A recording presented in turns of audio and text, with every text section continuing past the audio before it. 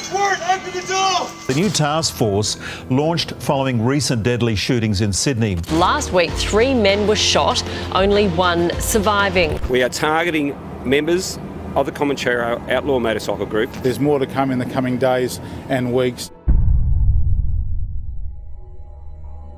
So Moz, we're back again. Been quite a common occurrence recently. There's been another shooting in Sydney's suburban streets. Tell us about what's happened. That's right. Just days after the Comanchero Sergeant-at-Arms, Tariq Zahed, was shot 10 times and his brother fatally wounded at an Auburn gym, you have a member of the Hamed family, Rami Iskander, who was shot dead at a Belmore home. We've had 13 fatal shootings here in New South Wales in just the last 18 months. 2 of those in the last week alone, and that is the reason New South Wales Police are going so hard with this. It is creating a few problems for police now. You know, the motives for and who's behind the shooting of the Comanchero brothers and the shooting of the young man on Saturday morning, who's a member of the Hamed family, is a matter of conjecture. You know, straight away, everybody thought that this young guy has been shot as retaliation because they're blaming the Ahmed family for the shooting of the Zaheds. But police say it's not that simple. No. And they have set up a task force, as you said, it's called Erebus. Unlike a strike force, which would just hone in on one murder, this task force is going to take officers from all sorts of different units and squads, and they're looking at predominantly those 3 murders. Beyond that, into what they believe is the root cause, which is what started it. These are drug distribution crime families or organisations with lots of money that these murders have all sprung from. And that is what's created the atmosphere we now have out there in southwest Sydney particularly, where anyone who's involved in the illicit drug trade or a criminal group, they don't know if they're next. Nobody knows who's shooting who. No, absolutely. And look, we've spoken about it a lot recently. We've had, over the past 12, 18 months, this major conflict going on in Sydney southwest involving the Almudine clan, the Hamzy clan, their rivals. The Almudine clan's has teamed up with the Comancheros, Australia's most powerful bikie gang criminal network, according to police. Yep. And they've really created this dominant force on the streets, controlling the drug trade. And there's a lot of discussion, the people we've been speaking to, about, you know, whether it's others teaming up saying, okay, we need to try and get back into the game, take a bit of this away, and so we're going to target one of the most senior members, as we saw the other week in Tariq Zahed. Yeah. And that hit is the one that sent shivers through a lot of people, especially now there's been another murder that they say is related, because initially if it was internal, a Comanchero involved in Comanchero, it's not nice, but the fact that maybe it seems that the Comancheros believe it's somebody outside, that means that someone has dared to take on the Comancheros, and that's a pretty frightening thought, because they will hit back and hit back very, very hard already quickly, within days, if that is correct.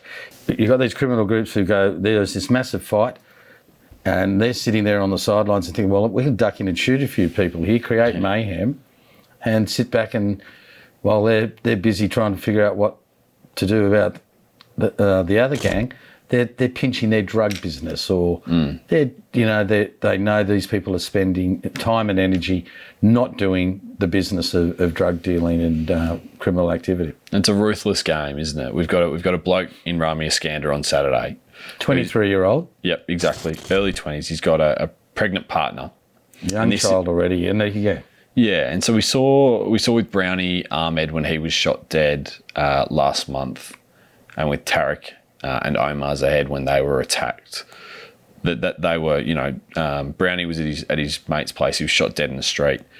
Tariq and Omar were at a gym on Parramatta Road when they were shot. But this attack on Saturday, I think, is particularly chilling in my opinion, because it's at his home. He's got a wife there, and it just goes to show how little regard these people have for those that they are targeting. That's right, and anyone associated with them. There is very little of that old school, never in front of the family, or that's gone by the wayside, if it ever existed. But particularly amongst this now, that with Zahed, he had other members of his family. His mother was there at the gym. Yep. This one again in front of a pregnant woman who went into labour almost, or false labour. So yeah, they're just, anybody is open slather. How they established if it was the Comanchero hitting back, within 2-3 days, they've decided that this young guy did it. And he was getting threats. He knew he was a target and denied it, obviously. Yeah, totally. And we've spoken a lot about that recently, about bounties on heads.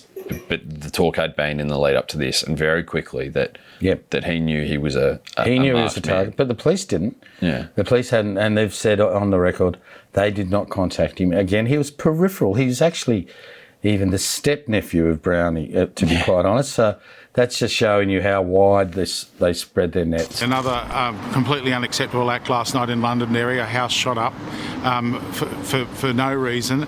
We'll get to the bottom of that over time. The local police are dealing with that matter. We are targeting members of the Comanchero Outlaw Motor Cycle Group because they are Australia's largest organised criminal network. What's going to happen next? Are police going to be able to suppress, rally and arrest enough people to make our streets go quiet for a while? Or are they going to have the criminal guys who are just going to start shooting willy-nilly again and just have got more targets? We know there are more targets, but whether they're going to be able to play out and hit those people. We've already seen some big raids today, and it's not going to stop. I mean, but this is also nothing new.